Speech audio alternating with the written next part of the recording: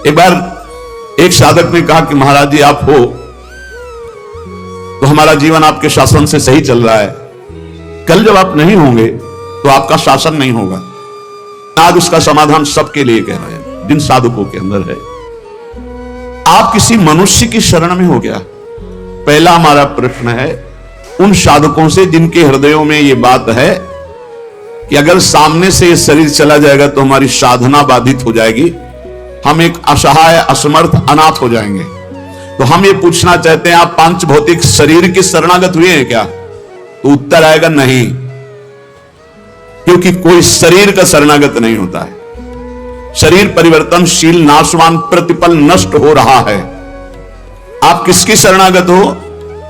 आप उस चैतन्य घन की शरणागत हो जो सर्वलोक महेश्वर है, वही गुरु है, वही परमात्मा है और वही चराचर जगत में व्याप्त है। क्या वो त्रिकाल में तुमसे कभी अलग हो सकता है? और एक हम ज्ञानेश्वरी टीका जो श्रीमद् भगवत गीता जी की और श्रीमद् भागवत की कुछ की है, उसकी बात पढ़ करके उन्होंने कहा कि जब हम किसी सदगुरुदेव का वर्णन करते हैं तो सदगुरुदेव का सूक्ष्म स्वरूप हमारे हृदय में आके बैठ जाता है, और जब तक हम जीवन मुक्त नहीं हो जाते तब तक गुरुदेव भी जीवन मुक्त नहीं होंगे। कौन से गुरुदेव? जो आपके दिमाग में बैठ गए, आपके अंदर बैठ गए। एक शरीर है और एक तत्व है, और तत्व सशरीर तुम्हारे अंदर समा गया है। आप देखो महाराज जी ने बात कही थी, तो महाराज जी सामने दिमाग में है और उनकी बात सामने है। ये पूरे जीवन तुम्हारी रक्षा करेगी। और भरण पोषण ना कुछ हमारा था, ना है, न रहेगा। प्रभु हमारे हैं, प्रभु का सब कुछ है, प्रभु का सब कुछ था और वही सब कुछ करते रहेंगे। तुम निष्ठावान बनो, तुम अलग से भुवन रचना कर देंगे तुम्हारे लिए भगवान। एक छोटे मोटे स्थान की बात क्या, अलग से तुम्हारे लिए भुवन रचना कर देंगे। यदि गुरु निष्ठा वाले हो तो विश्वास कर लेना, पहले तुम्हारा विश्वास का परीक्षण होगा और परीक्षा में पास हो गए तो भुवन के भुवन तुम्हारे कर देंगे। अनंत ब्रह्मांडों के मालिक हैं। तुम अपनी जीवन की परवाह करते हो, इसका मतलब तुम शरणागति में अभी कलंक लगा रहे हो। मेरा प्रभु बचपन से कह रहा हूं, इसीलिए बोल देता हूं, यह अहंकार बना ही रहेगा। बचपन से हम जिनकी शरण में उनके दुलार को आज तक देखते रहे, कोई एक साथी नहीं रहा कि हमें 10 कदम भी हाथ पकड़ कर चला दे। 13 वर्ष की अवस्था कोई अवस्था होती है, ज्ञान विज्ञान संपन्नता होती है, और उसी समय से गंगा का किनारा पकड़ा और आज तक मेरे भगवान मेरे साथ ऐसे करुणा कर। तो वो भगवान क्या तुम्हारे नहीं है? क्या तुम्हारी शरणागति का वो पालन नहीं करेंगे? फिर ये प्रश्न क्यों हो जाता है मुझे किसने संभाला बचपन से अभी तक? किसने संभाला? कोई विश्व में ऐसा नहीं कह सकता कि 10 वर्ष हमने संभाला, एक दिन भी नहीं। वही परम गुरु गुरुदेव का रूप। गुरुदेव तो बाद में मिले हैं, घर से तो उसने पहले निकाला। सूक्ष्मता से देखिए, उस जगत गुरु ने घर से निकाला वैराग्य दिला के, उस जगत गुरु ने भ्रमण कराया, फिर गुरु रूप से मिले, फिर हमको सतमार्ग में चलाया, फिर अंतर ध्यान हो गए, फिर सदगुरु रूप से आगे मिले, फिर पढ़ा, फिर सदगुरु रूप से आगे, वो आगे आगे बढ़ता चला जा रहा है। वही परमात्मा तत्व। वो क्या तुम्हारा नहीं है? तुम निर्भय निश्चिंत नहीं? अरे तुम शरणागत हो, चल के तो दिखा एक कदम विपरीत। अगर थोड़ी भी शरणागत हो गए तो एक कदम तो विपरीत नहीं चल सकता जीवन में, यदि शरणागत है। और जो शरणागत है तो माया मां की तरह दुलार करती है, मां की तरह। हमारी बात को समझ लेना, माया उनको विघ्न डालती है जो सूरवीर होकर के माया को जीतना चाहते हैं, और जो माया को मां मानते हैं, मां की तरह दुलार करके वो भगवान को प्राप्त हो जाते हैं। माया कभी बाधा नहीं पहुंचाती। इसलिए हरिदासों में कहीं भी माया का प्रभाव नहीं देखा जाता। वो तब होगा जब कीन हो इसका बहु अभिमाना, सुख होवन चा कृपा निधाना। अगर अभिमान रहित होकर दैन्य भगवान की शरण में तो माया है ही नहीं, वो मां है। देखो सियाजू के लिए क्या कह रहे हैं रघुनाथ जी मनु जी से, आदि शक्ति जय जग उपजाया सो अवतरी मोरिया माया। वही हमारी जननी है, वही हमारे सर्वस्व हैं। वो पालन पोषण करके भगवान से मिला देती, वो श्रृंगार करके भक्ति का भगवान से मिला देती। बाधा तब पहुंचती जब अहंकार होता है और माया पर विजय प्राप्त करने की बात होती, तब प्रश्न खड़ा हो जाता है। और जब भगवान के अधीन हो जाते हैं तो माया मां की तरह दुलार करती हुई भगवत प्राप्ति करा देती है। निरस्त त्रैगुण्यम, वृंदावन में रहने मात्र से निरस्त हो जाते तीनों गुणों के प्रभाव। सतोगुण, रजोगुण, तमोगुण, इनसे ऊपर त्रिगुणातीत प्रिया प्रीतम के प्रेम की प्राप्ति होती है। हरि रसद पुण्यम, ऐसा यहां वास मात्र से सुकृत होता है। वास मात्र भजन है। हमारी बात को बांध लो, कुछ भजन ना हो तो भी पड़े रहोगे तो तुम्हारा सच्चा भजन भगवत प्राप्ति करा देगा। यह सच्चा भजन होगा। चद्दर में 4 कोने हैं, एक कोना पकड़ के घसीट लो, पूरा चद्दर आ जाएगा। उपासना रूपी चद्दर के 4 कोने हैं, नाम रूप लीला धाम। हम नाम निरंतर नहीं जप पा रहे, रूप का ध्यान नहीं बन रहा है, लीला का चिंतन नहीं बन रहा है, लेकिन धाम का अखंड वास कर रहे हैं तो एक कोना पकड़ लिया जोर से, पूरी उपासना आ जाएगी। नाम रूप लीला धाम एक पकड़ लो। कोई आप दूर रहते हैं, धाम वास नहीं करते, निरंतर नाम का चिंतन और धाम का आश्रय, पूरी उपासना जागृत हो जाएगी। आप प्रभु की सेवा में लगे, प्रभु का नाम जप कर रहे हैं, अपने कर्तव्य का पालन कर रहे हैं, अंततो गत्वा आपको भगवान की प्राप्ति निश्चित होगी। कोई एक पकड़ लो। श्रीपाद कह रहे हैं, अतुलनीय महामाधुर्य सुखसार प्रदान करने वाला, तीनों गुणों को निरस्त करके हरिरस प्रदान करने वाला, वो महाभाग्यशाली है, त्रिभुवन में वंदनीय है, जो श्रीधाम वृंदावन का अखंड वास स्वीकार कर लिया। ये बड़ी दुर्लभ बात है। अखंड वृंदावन वास करते बस वृंदावन बस के इतनो बड़ो सयान, और जुगल चरण के भजन भी निमिष न दीजिए जान। जब प्रियालाल ने इतनी कृपा कर दी तो हमसे चूक कैसे हो जाएगी। हम हर समय श्यामा श्याम का सुमिरन करें। सांद्रानंदाब्धि मध्य लसति रसमयम चिन्मणि द्वीप मेकम। देखो तुम तो महिमा सुन रहे हो, अनजाने में यदि हम भगवान के स्वरूप, भगवान की नाम, भगवान की महिमा को स्वीकार कर ले तो हम अनजाने, लेकिन भगवान तो सर्वज्ञ हैं। सदन जी के एक चरित्र में बड़ी विशिष्ट बात पाई गई। देखो सदन जी का जो जन्म है, इसी से हमें ये पता चलता है कि भगवान केवल भाव देखते, केवल भाव देखते हैं। सदन कसाई ताकि नीकी कसियाई, जैसे बाराबानी सोने की कसौटी कसियाई है। जीव को न बध करे ए पे कुलाचार ढरे, बेचे मांस लाए प्रीति हरि सो लगाई है। गंड की पशुत बिन जाने तासो तोलो करे, भरे दृग साधुआनी पूजे पे न भाई है। कहीं निश सुपने में वाही ठोर मुंह को देवो, सुनो गुण गान रिझो ही की सच्चाई है। सदन जी का जन्म कहां हुआ? कसाई कुल में, जहां पशुओं का वध करना एक स्वाभाविक वृत्ति है। निंदनीय किसी भी जीव की हिंसा करना निंदनीय कार्य है। देखो पर कभी कभी ऐसे महापुरुषों का प्रभाव प्रकाशित होता है कि कुल कर्म छू भी नहीं सकते। सदन जी जैसे स्वर्ण कसौटी पे कसा जाए तो खरा निकले, ऐसे खरे महाभागवत थे। उनके हृदय में एक बार कुछ रिश्ते नातेदार आए, बच्चे ही थे तो पिता एक छोटा बछड़ा लाए थे। वहां तो कटते ही रहते थे। पिता ने कहा कि ज्यादा तो इसमें मांस नहीं, इसकी टांगों में मांस से पहले तो फिर अपने अतिथि का स्वागत करते हैं।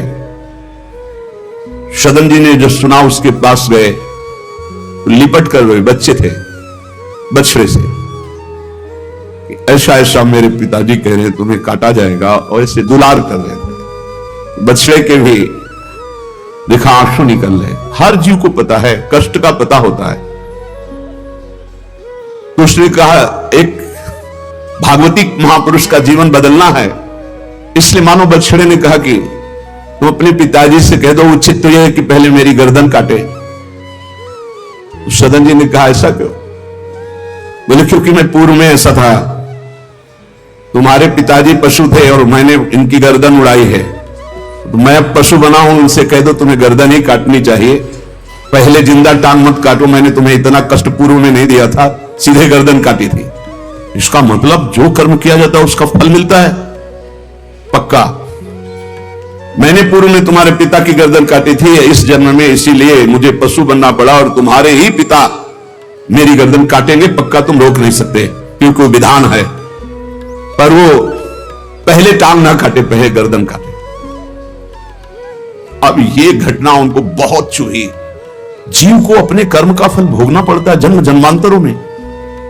बच्चे ही थे, कुछ संत मंडली जा, यही है मत की रति गति भूति भलाई, जब जे जतन जहां जे पाई सो जानो सत्संग प्रभाव। सत्संग का एक अमोघ प्रभाव होता है। वो संतों के सामने गए, चरणों में लौट गए, बालक थे। संत जनों ने उठो उठो बच्चे, तो रोते हुए बोले कि हर कर्म का फल जीव को भोगना पड़ता है, कोई ऐसा साधन है जिससे कर्म का फल ना भोगना पड़े और जीवन मुक्त हो जाए, जीव मुक्त हो जाए? उनका भगवान का निरंतर नाम रटना, श्री हरि हरि नाम निरंतर रटे और स्वयं किसी जीव को कष्ट ना दे और संतों का संग करता रहे तो जीवन मुक्त हो जाएगा। बस छोटे से बालक सदन जी में बात बैठ गए, बस अंदर शुरू कर दिया, हरि श्री हरि श्री हरि श्री हरि। संतों की बात मान ले तो परम पद जेब में है। अब पिताजी जब तक रहे तब तक वो वध करते रहे जीवों का, लेकिन सदन जी ने कभी कभी किसी का वध नहीं किया। वो कुल परंपरागत मांस खरीद लाते और उसी को मुनाफा करके बेचते और परिवार का पोषण करने लगे। एक दिन ये रास्ते में आ रहे थे तो किसी साधु का बटुआ ढीला होगा तो शालिग्राम भगवान गिर पड़े। इन्होंने उठाया कि अच्छा चमकता हुआ कोई पत्थर है, शालिग्राम भगवान को लाए तो उन्होंने अंदाज में कि आधा 1 किलो के वजन का काम तो करेंगे, तराजू में रख दिया। हरि श्री हरि श्री हरि श्री हरि, हर समय नाम जपना। ये तो बचपन से शुरू था संतों की कृपा से और भगवान से अंदर से समर्पण था। ये नहीं जानते थे कि शालिग्राम भगवान है, देखा ही नहीं था कभी भगवान के शालिग्राम रूप को। अब जैसे कोई कहता कि 5 किलो दो तो 5 किलो शालिग्राम बन जाते, 2 किलो तो 2 किलो दो। अब तो बहुत बढ़िया काम की बाट बदलने की जरूरत नहीं, एक ही बाट में जितना मांगो उतना दे दें और ठीक वजन उतना ही होता, कभी किसी को संशय नहीं हुआ। एक दिन वो संत समागम करते ही थे तो एक संत भगवान आए। कोई इनके यहां ये भेद नहीं मानता था कि ये अमुक कुल के, क्योंकि इतने महाभागवत थे। संतों के चरणामृत लेना, उनके पास बैठकर सत्संग करना, तो संत जन इनके यहां आकर के बैठते थे। इनके यहां आकर के थोड़ी देर भगवत चर्चा, बड़े उच्च कोटि के भाव सदन जी के प्रकाशित थे। तो एक संत भगवान ने देखा कि ये तो बड़े सिद्ध शालिग्राम है, इनमें तो चक्र का चिन्ह भी है और ये इससे मांस तोलते हैं। अश्रुपात होने लगे संत जी के, ऐसा अनर्थ करते हो तुम, भगवान के भक्त हो। संत जी ने सदन जी से बताया कि जानते हो तुम्हारे बांट नहीं है, स्वयं शालिग्राम भगवान है और इतना घृणित कार्य कि तुम इनसे एक तरफ मांस और एक तरफ शालिग्राम। बड़ी बड़ी उनको व्यथा हुई। सदन जी ने कहा मुझे कुछ पता नहीं, मैं नहीं जानता, मेरे लिए तो ये बहुत सिद्ध बांट है, मैं जितना ग्राहक मांगता है उतना ही, आधा किलो तो आधा किलो, 5 किलो तो 5 किलो बन जाते हैं। आप देखो अपने कुल कर्म को कर रहे हैं और नाम जप कर रहे हैं और संतों की कृपा है। तो देखो अचानक रास्ते में भगवान शालिग्राम जी मिले थे। उन्होंने कहा अगर ये भगवान है तो आप ले लो, हम तो सेवा पूजा कुछ जानते नहीं, आप इनको ले जाओ। संत जी ले गए और देखो ये हृदय में बैठा लीजिए, संत मिले मतलब आखिरी जन्म हमारा है। विश्वास अगर कर ले, पक्का समझ लीजिए ये तुम्हारा विश्वास काम करेगा। निमज्जोन्मज्जताम घोरे भवाब्धौ परमायनम संतो ब्रह्मविदा शांता निर्दडे वासु मज्जताम। इस घोर संसार सागर में जो हम डूब रहे हैं तो भगवान भेजते हैं ब्रह्मवेत्ता संत महापुरुष का समागम, और जहां संत मिले तो आखिरी जन्म समझो इस संसार समुद्र से पार होने के लिए सुदृढ़ नौका संत समागम है। भव सागर कहा नाव शुद्ध संतन के चरण, तुलसीदास प्रयास बिनु मिलहि राम दुख हरन। संतों के चरणों का सानिध्य मिला तो देखो सदन जी हरिनाम जपने लगे, सदन जी के हृदय में संतों की प्रति प्रियता बढ़ी, शालिग्राम भगवान मिल, सब बानक बन जाता है। अब संत जी शालिग्राम भगवान को ले गए, एकांत में जाकर के भगवान का पंचामृत से अभिषेक किया और इसके बाद वेद की स्तुति की। पुरुष शास्त्र शीर्षा पुरुषा सहस्राक्षा शास्त्रपात, भगवान को बिल्कुल अच्छा नहीं लगा। देखो भगवान प्रीति चाहते हैं, सिद्धांत एक अलग होता है। इसलिए कल हम ऊपर कुछ साधकों से कह रहे थे कि किसी भी साधक को ठाकुर जी में जिस रूप में आसक्ति हो उसको ठेस नहीं पहुंचानी चाहिए, क्योंकि पता नहीं कितना आसक्त हो आप देख करके अच्छा चलो ऐसे नहीं कभी वही ओहो धन्य भाग, कितने सुंदर आपके ठाकुर जी है, बहुत सुंदर, आप खूब प्यार कीजिए, क्योंकि पता नहीं वो कितनी गहराई से प्यार कर रहा है आप, तो उसका हृदय बहुत दुखी हो जाएगा। भक्त का हृदय दुखी हुआ तो आपकी उपासना में फर्क पड़ जाएगा। संत जी को लगा था कि कसाई कुल में जन्मे हैं, मांस का उधर पल्ला इधर ठाकुर, क्या अपराध कर रहा है, उनको ऐसा और बाहरी दृष्टि में लगता भी ऐसा ही है। तो कहा भयो जो पे बड़े कुलहू में जन्म भयो, जप तप नेम व्रत साधन अपार है। कहा भयो तीर्थ अनेकन गमन किए, गयो नहीं जौलो निज मन को विकार है।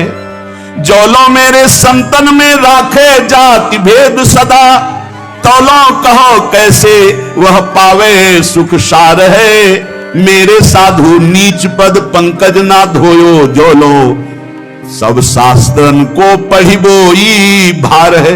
जरा भी भाव किसी भी संत जो भगवत मार्ग के प्रतीक है, जाति पक्ष में रूप पक्ष में इनके तेज तो है नहीं, ये तो ऐसे बिल्कुल नहीं, सावधान, पता नहीं कौन किस कोटि का उच्च कोटि का महापुरुष आपका चिन्ह। उन संत बहुत अच्छे संत थे और उनके मन में बात आ गई कि जाति के तो कसाई है, काम तो नीचे ही है, मांस में देखो नहीं जाना भगवान की महिमा। हम समझ रहे थे उच्च कोटि के, और वो बहुत उच्च कोटि के महापुरुष सदन जी, निरंतर नाम जब, और एक खास बात थी सदन जी में दैन्यता कि मैं तो किसी योग्य नहीं, और उनको पता भी नहीं था कि शालिग्राम भगवान है। तो लेके आयो साधु में तो बड़ो अपराध कियो अभिषेक, सेवा करी पे न भाई है। ये तो प्रभु रीझ है तो पे जोई चाहो सोई, करो गरो भरी आयो सुनिमति बिसराई है। यही हरि उरधारी डारी दियो कुलाचार, चले जगन्नाथ देव चाह उपजाई है। मिले एक संग संग जात वे सुगात सब, तब आप दूर दूर रहे जान पाई है। संत जी ने बड़ा अभिषेक किया, वेद स्तुति की, भगवान को भोग लगाया, बड़ी प्रसन्नता से उच्च सिंहासन पर विराजमान किया। भगवान उसी समय आकाशवाणी हुई, ए साधु मुझे तुम्हारी वेद स्तुति बिल्कुल पसंद नहीं, तुम्हारा ये पंचामृत स्नान भोग है सब, तुम मेरे भक्त पर नीच बुद्धि करके मुझे लाए हो ना, ये मुझे तुम क्या समझते हो? वेद मेरी श्वासों से ही तो प्रकट हुए हैं। वेद क्या है? भगवान की श्वासों से वेद का प्रादुर्भाव हुआ। सो हरि पढ़े ये अचरज भारी, चारों वेद भगवान के श्वासों से प्रकट हुए। जाकी श्वास वेद श्रुतिचारी, जिनकी श्वासों से चारों वेदों का प्रादुर्भाव हुआ। मैं वेद की स्तुति और गंगा जल से उतना प्रसन्न नहीं होता जितना मैं अपनेपन के भाव से, मेरे सदन जी हैं और मैं सदन जी का हूं, मैं बिल्कुल तुम्हारी सेवा से प्रसन्न, मैं अपराध मानता हूं कि तुम वहां से मुझे लाए हो। साधु जी यह बात सुनकर एकदम घबरा गए, शालिग्राम भगवान को लिया, दौड़ते हुए सदन जी के पास गए और गदगद स्वर में कहा मैंने भारी अपराध कर दिया, ठाकुर जी को अप्रसन्न कर दिया। मैंने आपके प्रति भाव किया कि आप कसाई कुल में आपका अधिकार ठाकुर का नहीं है, इसलिए आप ठाकुर जी को नहीं जानते हो, आप ऐसा ये लो। ठाकुर जी अप्रसन्न हो गए हमसे, हमने तो पंचामृत से गंगा जल से सब अभिषेक किया, पुरुष सूक्त का पाठ किया, ले इस श्री ठाकुर जी को आप स्वीकार करो। विधि पूर्वक सेवा से ठाकुर जी प्रसन्न नहीं हुए, अपनेपन से। ठाकुर जी को सबसे ज्यादा अपनापन, प्रेम भाव। सदन जी शालिग्राम भगवान को अब जो देख रहे हैं वो दूसरा भाव है। ये भगवान है, मुझे तो अभी तक पता ही नहीं था। साधु जी जब चले गए तो कहा अब तौलने के काम में तो नहीं। एक सुंदर नवीन कपड़े में ऐसे गले पे लगा लिए, ठाकुर जी गले पे डाले। भगवान रीझते हैं भक्त की अपनेपन की प्रीति में। जो चाहे वो प्राप्त कर सकता है, सिर्फ अपनापन प्रभु को चाहिए। हम यही कहते हैं बार बार कि अपनेपन पे कुल्हाड़ मत चलाओ, विश्वास पर कुल्हाड़ मत चलाओ। साधना बने ना बने, लेकिन हमारे माई श्यामा जी को राज पार हो जाओगे। हमारी बात मान लो। श्री जी सिर्फ अपनेपन को देखती है, सिर्फ अपनेपन को। अवगुण करे समुद्र सम गणत ना अपनो जान, राय के संभजन को मानत मेरु समान। श्री सदन जी ने निज हृदय से लगाया और आंसू बहने लगे कि प्रभु मुझे तो आपका ज्ञान ही नहीं कि आप भगवान हो। आंसू से अभिषेक हुआ। नाथ अभी तक तो मैं आपको जानता नहीं था, बड़ा अपराध हुआ, लेकिन आज मैं, जब आप हमें इतना प्यार करते हैं, जब साधु ने बताया कि मुझे भगवान ने कहा है कि मैं जितना सदन जी को प्यार करता हूं, उनकी मैं भावना से प्रसन्न, तुम्हारी सेवा से नहीं। उनको अद्भुत वैराग्य हो गया। बोले आज के बाद घर परिवार में ही नहीं रुकूंगा, अब केवल भगवान का होकर वैराग्य भाव से जीवन भगवान को समर्पित करता हूं। शालिग्राम जी गले में टांगे और कहा पहली यात्रा जगन्नाथपुरी, पहले जगन्नाथ जी के दर्शन करूंगा जाकर, पूरा जीवन अब भगवान के लिए। भगवान देखो कैसे कृपा करते। बचपन में संतों से उपदेश मिला, नाम जब शुरू किया, ऐसे उच्च कोटि के महात्मा के ऐसा कार्य करने पर भी सब संत उनके यहां जाते थे, और उसका परिणाम हुआ कि घोर वैराग्य युक्त होकर भगवान के अनुराग में घर से चल दिए। श्री सदन जी कुटुंब परिवार कुल व्यापार सब छोड़कर जगन्नाथ जी के दर्शन के लिए चले। कुछ दूर चलने पर यात्रियों का समुदाय दिखाई दिया जो जगन्नाथपुरी जा रहे थे, तो उनके संग हो गए। जब उन लोगों ने कुछ ने पहचान कर ली कि अरे तो कसाई कुल के हैं, और तो सब दूर दूर छूना भी नहीं चाहते थे। यही बहुत बड़ी चूक हो जाती है। जो भगवान को समर्पित हो जाए उसमें कभी जाति पक्ष ना देखे, नहीं बहुत बड़ी हानि हो जाती है। राजसूय यज्ञ में सुपच वाल्मीकि को आदर सहित पवाकर पूर्ण यज्ञ करवाई भगवान ने। ये बात ध्यान रखना है। अपने जात अभिमान में आकर कभी किसी भक्त का अपमान न कर दे कि वो नीच कुल का है, ऐसा कुछ। जब ये देखा सदन जी ने कि ये लोग घृणा करते हैं हमसे, तो खुद अलग हो गए। सदन जी बड़े पुलकित है कि आज जगन्नाथ जी के दर्शन होंगे। एक जगह देखा गौएं पानी पीने के लिए लालायित हैं, एक आदमी बाल्टी से पानी निकाल तो गौओं को डंडा मारने लगा। सदन जी ने कहा क्यों, पानी क्यों नहीं पीने देते? तो बोले इतना गहरा कुआं है, घसीटने से हमारे हाथ दर्द होते, अपने घर के लिए ले जाएंगे कि इनको पिलाएंगे? उनका अगर आप कृपा करें कुछ समय हमें दे दें बाल्टी और मैं भरूं। तो बोले मुझे भी कोई परेशानी नहीं। भर भर करके 2500 गाय थी, सबको पानी पिलाया। शाम हो गई, पानी खींचने में पिलाने में समय लगा, तो उन्होंने सोचा गांव में भिक्षा मांग लेते हैं और आज रात्रि कहीं एकांतवास कर लेते हैं और सुबह जगन्नाथ जी के दर्शन करेंगे। तो आयो मग गांव भिक्षा ले नई ठाव गयो, नयो रूप देखी को तियारी जिपरी है। बैठो या ही ठौर करो भोजन निहोरी कहो, रहो निस सोई आई मेरी मति हरी है। लेवो मोह को संग करो काटो तो न होए रंग, बूझी और काटी पति ग्रीव पे न डरी है। कही अब पागो मोसो ना तो कौन तो सो मोसो, सुर करी उठी इन मारो भीर करी है।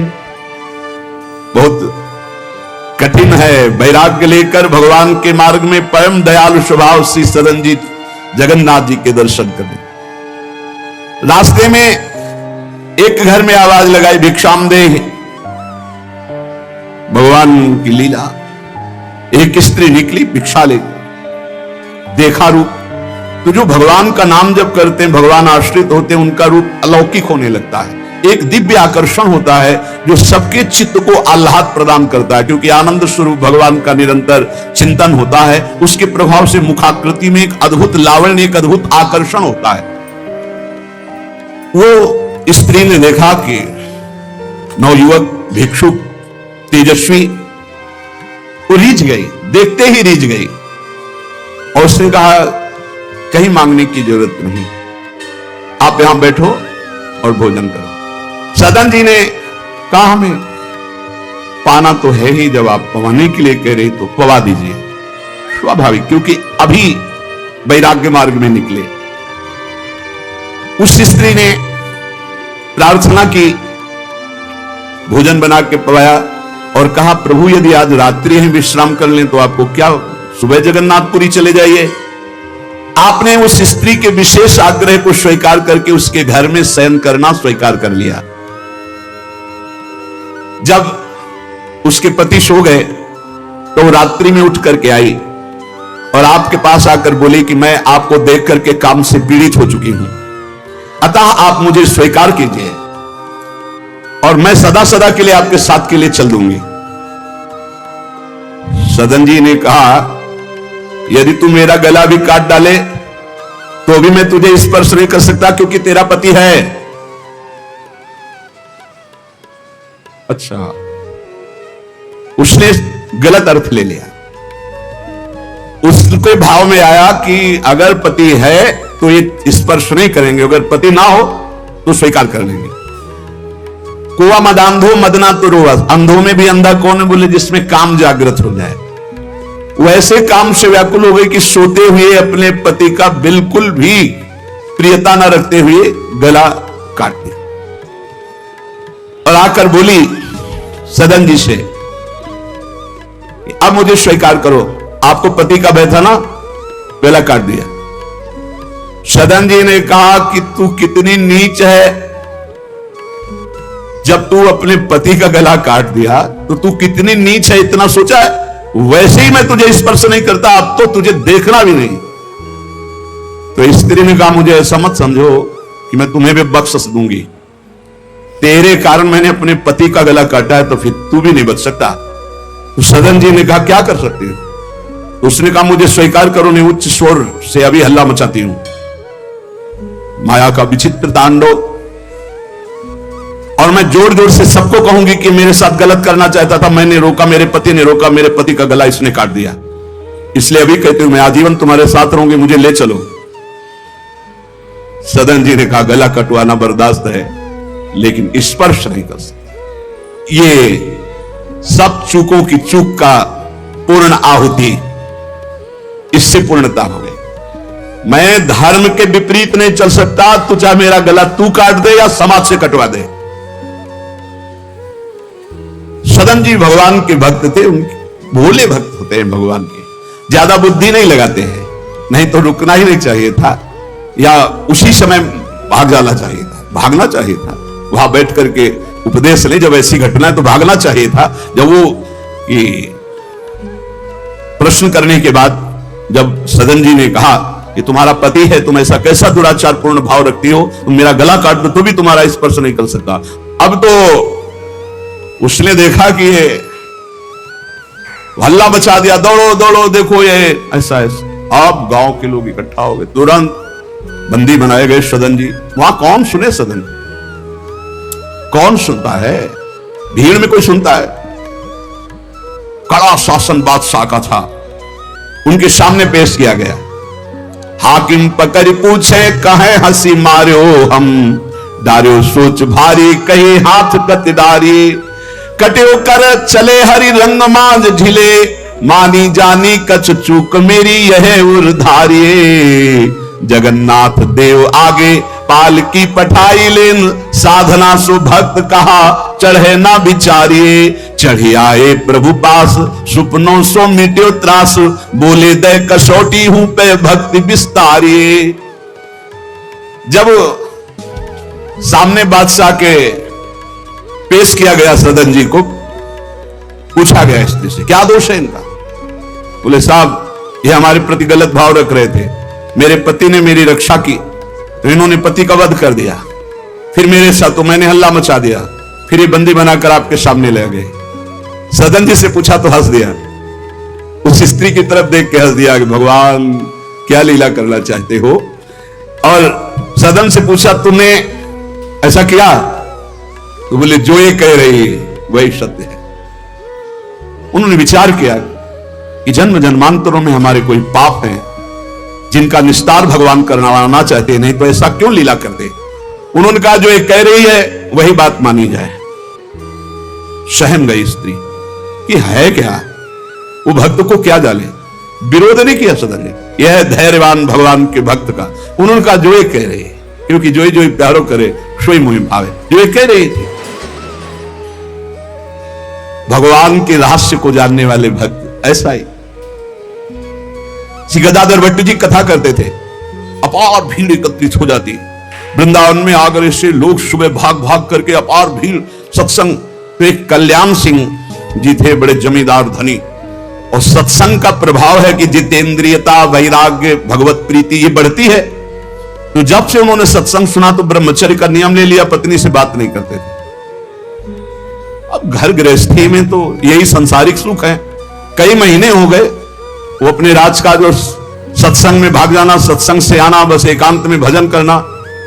पत्नी ने देखा कि कई महीने हो गए, हमारी तरफ देखना भी नहीं, बातचीत नहीं, ये कहां जाते हैं, कौन है ऐसा। तो पता चला गदाधर भट्ट जी क्या। बोले हमारी जिंदगी का कांटा है वो, बड़े सुख चैन से जीवन कट रहा था, जब से सत्संग में गए। अरे दक्ष ने साप दे दिया नारद जी को इसी बात के लिए, साप दे दिया। 2 घड़ी से ज्यादा कहीं तुम टिक नहीं सकते, जाओ साप देता हूं। तो नारद जी ने कहा 24 दूनी 48 मिनट में तो हम बड़ा काम कर लेंगे, तुम साप दे दो कोई बात नहीं। उसने सोचा कि मैं ऐसा मुंह काला करूं गदाधर भट्ट जी का कि कोई सुनने ही ना जाए, तो जब ये कथा नहीं सुनेंगे तो फिर हमसे प्यार करने लगेंगे। इसी ताक में थी कि कैसे क्या करूं। तो देखा उनकी गली में एक भिखारिन मांग रही थी, फटे पुराने कपड़े पहनो, गर्भवती थी। फौरन बुलाया और सोने की असरफियां दी। अरे वो तो गली में मांगने वाली सोने की असरफियां मिली। अरे मालकिन तो उनका एक काम है, जितना तू धन कहेगी तुम्हारे परिवार वालों को दूंगी, बस एक काम कर, तू जा करके कथावाचक, जहां मेरे पति कथा सुनने जाते हैं उनका नाम गदाधर भट्ट है, वहां जाके बीच सभा में कह दो कि वैसे तो रोज आते थे और जब से ये हो गया तब से आ नहीं रहे, इसका पालन पोषण कौन करेगा। बस वो समझ गई थी, इतने में सब भक्तों की श्रद्धा खत्म हो जाएगी। गली गली मांगने वाली उसको इतना स्वर्ण मुद्रा मिल गई, वो फूली हुई गई और कहा पंडित जी, पूरी सभा ऐसे लगी थी। नजदीक जाके जब ये नहीं रहा था तब रोज आते, तो जब से गर्व रह गया तो आने बंद कर दिया, इसका पालन कौन करेगा। बोले बैठो बैठो, बहुत दिनों में आए, बैठो, जिसने गर्व दिया वही इसका पालन भी करेगा, तुम चिंता क्यों करती हो। खुश शुरू हो गई कि यार ऐसा बड़े त्याग वैराग्य, बड़े उच्च कोटि के महापुरुष गदाधर भट्ट जी बड़े त्याग वैराग्य की बातें करते हो, ये हालत है पीछे की। अरे कुछ लोग कहने लगे हम तो कहते ही थे, शोरगुल शुरू हो गया। और कुछ भक्त थे जो प्राण समर्पित किए थे, उन्होंने कहा ऐसा नहीं हो सकता, ऐसा कदापि नहीं हो सकता, कोई षड्यंत्र रचा जा रहा है। उनमें बहुत श्रद्धावान और समर्पित थे, उनको बिल्कुल चैन नहीं पड़ा। सोचा अगर सामने से कुछ तो फिर हमारे ऊपर गदाधर भट्ट जी की, और वो समता प्राप्त पुरुष, जैसे सदन जी ने कह दिया जो ये कह रही वही सत्य है, ऐसे उन्होंने कहा कि तुम चिंता क्यों करती हो, जिसने गर्भ दिया वही पालन करेगा, बैठो तुम आराम से सत्संग सुनो। सामने ऐसे तिरछी चितवन से जाकर उसको बुलाया, गदाधर भट्ट नहीं देख पाए, नजदीक गई, पीछे मंच के ले गए, कहा सत्य बोल, कभी तो जानती इनको, कभी मिली है। वो घबरा गई क्योंकि 10 लोग पीछे पहुंच गए जो श्रद्धावान थे। बोल सच्ची। तो उनका मैंने तो कभी देखा ही नहीं है इनको, ये हमारे पास क्या आएंगे। खोल के दिखाई, इतनी असरफियां मुझे मिली हैं और इससे ज्यादा मिलेंगी, इस बात के कारण मैंने सोचा मेरे परिवार का। अरे तू परिवार के पोषण की सोच रही, लाखों की श्रद्धा की बात है, किसने दिया। बोले कोई कल्याण सिंह है उनकी पत्नी। कल्याण सिंह ने जे सुना, गदाधर भट्ट जी ने रोका, सत्संग का मतलब क्या है। बोले सभा में बोल। गदाधर भट्ट जी ने कहा कुछ कहने की जरूरत नहीं है, इस भगवान से प्रेरित है। कल्याण सिंह का तुम हमारी आज्ञा का पालन करो, अपनी पत्नी को कठोर शब्द नहीं बोलोगे, लेकिन गृहस्थ धर्म में हो, अपने धर्म का भी तुम्हें पालन करना चाहिए। उस कल्याण को शांति किया और उसको और भेंट दी और कहा जाओ तुम अपना सुखपूर्वक जियो। जैसे महापुरुष जो स्थिति होते उसमें सबको लगने लगा था। उन्होंने कहा बैठो बैठो बैठो, जिसने गर्भ दिया वही पालन। अब वो तो कह रहे हैं भगवान को लेकर, और लोग समझ रहे हैं कि मामला है। ऐसी सदन जी ने कहा जो कह रही वो सत्य है, क्योंकि समझ रहे हैं कि भगवान कुछ दंड देना चाहते हैं, तो मैं क्यों बचना चाहूं। भक्तों का बड़ा विचित्र स्वभाव होता, समझ पाना बड़ा कठिन। उन्होंने कहा जो कह रही है सत्य है। जो हाकिम था उसने जब देखा तो उसने कहा मेरा हृदय कह रहा है कि इनके चेहरे से लगता है ऐसे नहीं है, पर ये जब स्वयं स्वीकार कर रहे हैं तो दंड देना ही पड़ेगा। तो इस अपराध का क्या दंड होता है? बोले दोनों हाथ काट लिए जाएं। यहां से दोनों हाथ काट लिए गए, लेकिन उनकी मुस्कुराहट में फर्क नहीं पड़ा। 22 बाजारों में कोड़े मार मार करके बेहाल किया जा रहा है। हरि बोल के सिवा एक शब्द नहीं निकला ठाकुर हरिदास जी के। आप विचार कीजिए भक्ति में कितनी शक्ति है, कितनी अपार सामर्थ है। इतनी बार कष्ट दिया गया प्रहलाद जी को, एक बार भी हरि से शिकायत नहीं की। हर बार हरि हरि हरि, हर समय मतलब बलिहारी है इन महाभागवतों की जो भगवान के लाडले हैं। माया पर विजय प्राप्त करके दिखा दिया इन्होंने कि चाहे जितना सताओ, हरि के भक्त में ना हरि से प्रश्न है और ना सामने वाले पर कोई शिकवा शिकायत। दोनों हाथ काट लिए गए, मुक्त कर दिया गया, इसलिए कि वैष्णव है, भगवत भक्त है।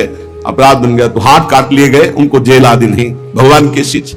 अब रक्त स्राव हाथों से हो रहा है। जय जगन्नाथ, जय श्री हरि, जय श्री हरि। यात्रा नहीं रुकी जगन्नाथ जी की। जगन्नाथ जी ने तत्काल अपने पार्षदों से कहा मेरे महाभागवत सदन जी आ रहे हैं, तुरंत पालकी लेकर जाओ और उनको बैठाल के लाओ। जगन्नाथपुरी में प्रवेश ही किए थे कि पालकी लिए हुए पार्षद दौड़े, कौन से सदन जी हैं, सदन भक्त किनका नाम है?